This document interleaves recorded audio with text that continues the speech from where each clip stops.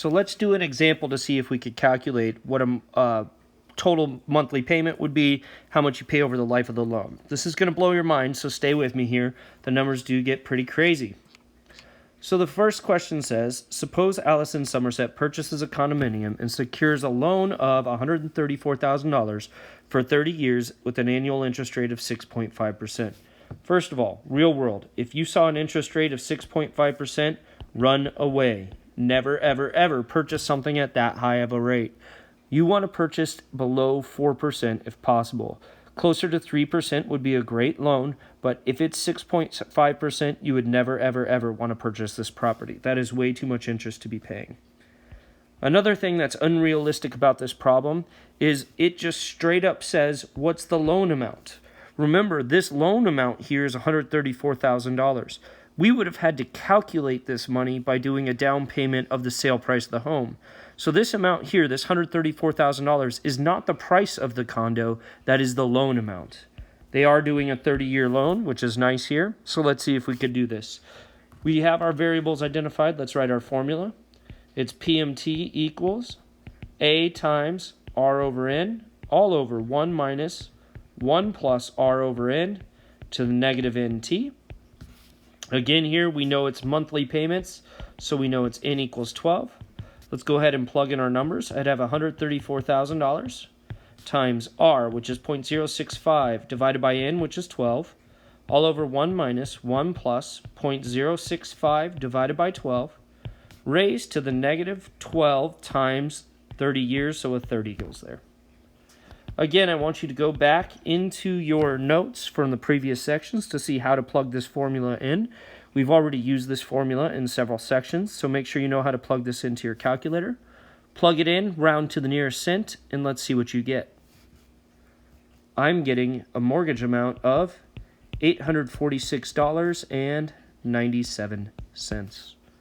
So that's what this person's going to pay as their monthly payment every single month of every year for the next 30 years.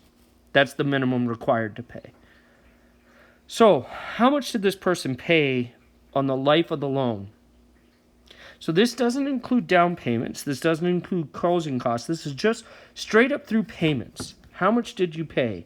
So the total of the payments is going to be equal to, well, what was the payment, times the number of times that you did it per year, which is most likely 12, times the number of years, which in this case is 30. So let's look at this. To find the total of the payments, what we're going to see is it's $846.97 times, well, we made that 12 times a year, and we made those payments for 30 years. Brace yourself. Go ahead and put this in and see how much this person paid in payments alone. Again, this is not including down payment, closing costs, insurance, or any other fees. Plug that into your calculator. Let's see what you get.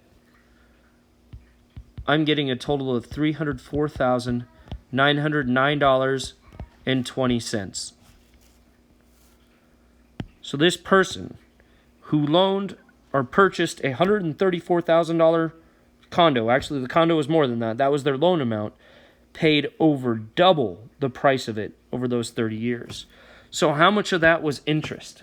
Well, to find out the interest amount, what you're going to do is you're going to do the total in payments, and then you're going to subtract off the loan amount. Again, this is what they're paying in interest only. Again, this doesn't have any closing costs. This doesn't have any of the other fees. This is just straight up interest on your payments. So in this case, it's the $304,909.20 minus the loan amount, which is $134,000. This bank, just in interest alone, not closing fees, nothing else, made a profit of $170,909.20. That's ridiculous. That's over the original price of the home. So if you were the person who bought this condo, you need this condo to be worth over, at the end of the 30 years, has to be worth well over that $304,000, because remember, you had a bunch of other fees on top of this just to break even. You probably need that condo to be worth over $500,000 to be making a profit. Let's go on and look at a similar problem. It says, suppose Antonio Scarletti purchases a home and secures a loan of $223,000 for 25 years at an interest rate of 7%. Let's identify our variables. This is the loan amount, so this is A. This isn't the purchase price of the home, that's just the loan amount. We have T is 25 years in this case. We have R is 0.07. Again, I would never buy this home at that interest rate. And we know that it's monthly, so we know N equals 12. We go ahead and write our formula. PMT equals A times R over N, all over 1 minus 1 plus R over N, in parentheses, to the negative NT. Let's plug in the numbers. So my PMT here, my payment's going to be that loan amount, which was $223,000, times R, which was 0.07, divided by N, which is 12, all over 1 minus 1 plus 0.07 divided by 12, all raised to the negative 12 times T, which was 25 in this case. Go ahead and plug it in, and let's see what you get.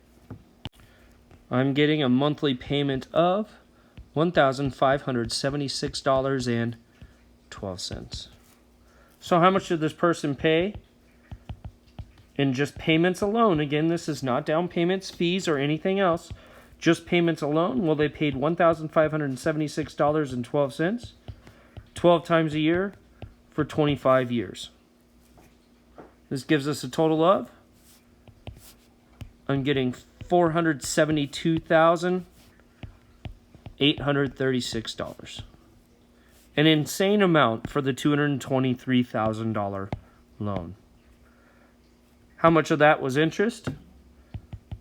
Well, again, to calculate interest, we're going to do that total paid, or the total of the payments, which was $472,836, minus what the loan amount was for, which was $223,000. When I do that, I'm getting $249,836 is what this person paid the bank to buy this home over the loan price of the home. Absolutely insane how much you pay in interest over those 25 years. So be very, very careful when you're purchasing a home, and understand that a significant portion of the amount that you pay goes towards interest.